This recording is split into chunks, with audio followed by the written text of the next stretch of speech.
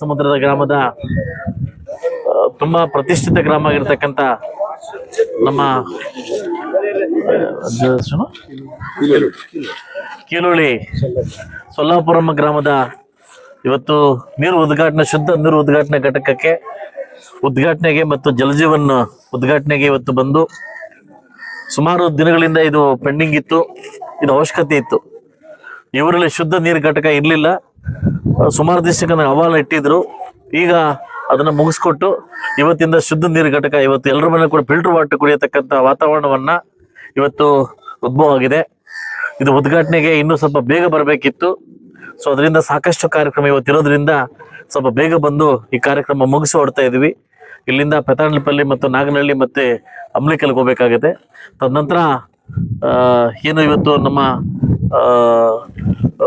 ನಮ್ಮ ಪಕ್ಷದ ಮುಖಂಡರಾಗಿರ್ತಕ್ಕಂಥ ಖ್ಯಾತ ವಕೀಲರಾಗಿರ್ತಕ್ಕಂಥ ನಮ್ಮ ತಾಲೂಕ್ ಪಂಚಾಯತ್ ಮಾಜಿ ಅಧ್ಯಕ್ಷರಾಗಿರ್ತಕ್ಕಂಥ ವೈ ಎಂ ರೆಡ್ಡಿ ಅವರು ಅಕಾಲಿಕ ಮರಣದಿಂದ ಮಧ್ಯಾಹ್ನದ ಎಲ್ಲಾ ಪ್ರೋಗ್ರಾಮ್ ಅನ್ನು ಸ್ಥಗಿತಗೊಳಿಸಿ ತ್ವರಿತವಾಗಿ ಸ್ವಲ್ಪ ಬೇಗ ಹೊರಡಬೇಕಾಗಿದೆ. ಸೊ ಅದರಿಂದ ಊರಲ್ಲಿ ಬರಕ್ ಆಗ್ತಾ ಇಲ್ಲ. ಎಲ್ರಿಗೂ ಕ್ಷಮೆ ಕೇಳ್ತೀನಿ. ಇನ್ನೊಂದ್ ದಿವಸ ಖಂಡಿತ ಬಂದು ಸೊಲ್ಲಾಪುರಂ ಪೂಜೆ ಮಾಡ್ಕೊಂಡು ಇನ್ನು ಏನಿದೆ ಎಲ್ಲಾ ಕಾರ್ಯಕ್ರಮ ಮುಂದುವರಿಸ್ತಕ್ಕಂಥ ಕಾರ್ಯಕ್ರಮ ಮಾಡ್ತೀನಿ ಅಂತ ಹೇಳ್ತಾ ನನ್ನ ಮಾತು ಮುಗಿಸ್ತೀನಿ.